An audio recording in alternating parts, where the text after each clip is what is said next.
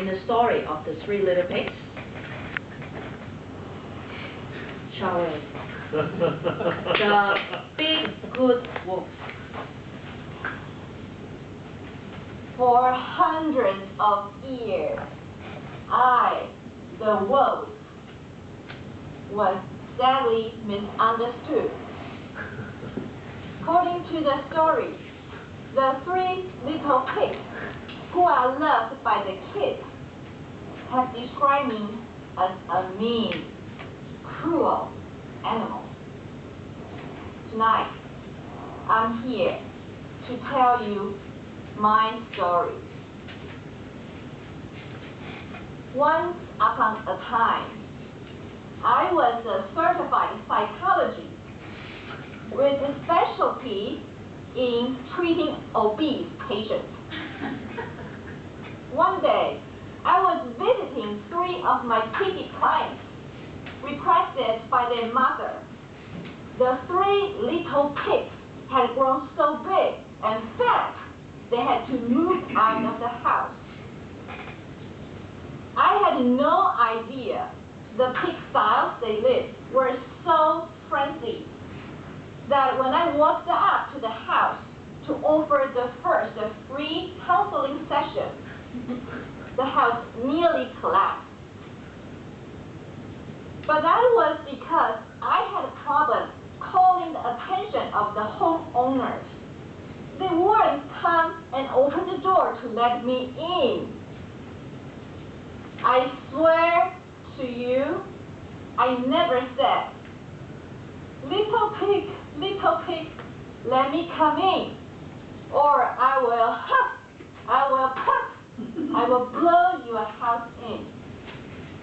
What I said was, little pig, let me come in. I was also fat and not so lean.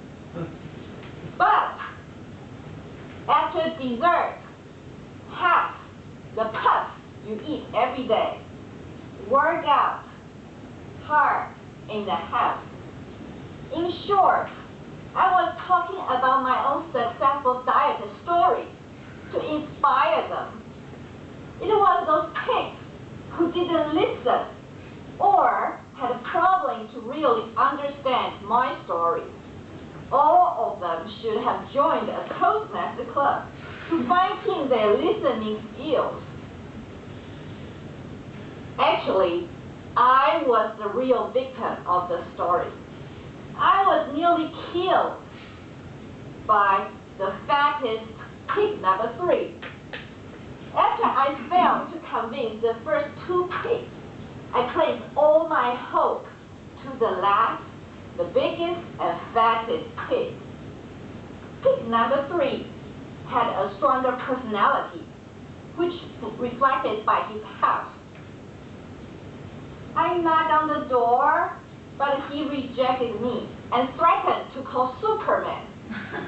I started getting worried that he also suffered from hallucination, which was very common among very obese clients. My training told me this client needed very urgent psychological intervention. That's why I climbed up to the house roof for further investigation. It was a moment I accidentally fell into the chimney. The fall was terrible, and I couldn't stand up for many days. Actually, I'm planning to sue this pig number 3 for not being able to properly maintain his property and then boiling the water under the chimney. Tell me, who on this earth with a right mind will want to make a meal of his life savior? I was unable to sleep after this accident because of PTSD, post-traumatic stress disorder.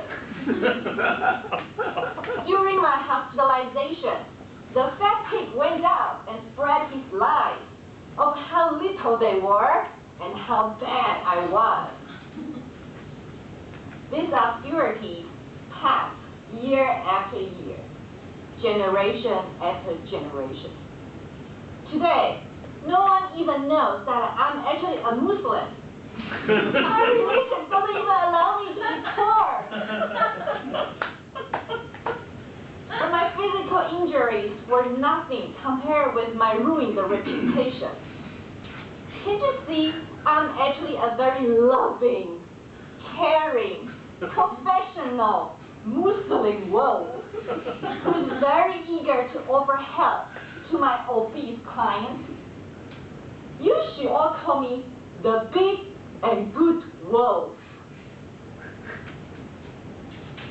Boys and girls, fathers and mothers, this is not a story about 3 little pigs being hunted down by a big bad wolf. This is a story of a kind soul being misunderstood and mistreated.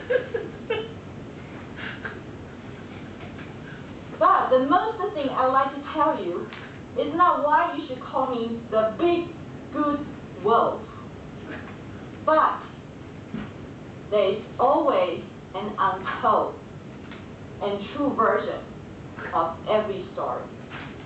Let us continue.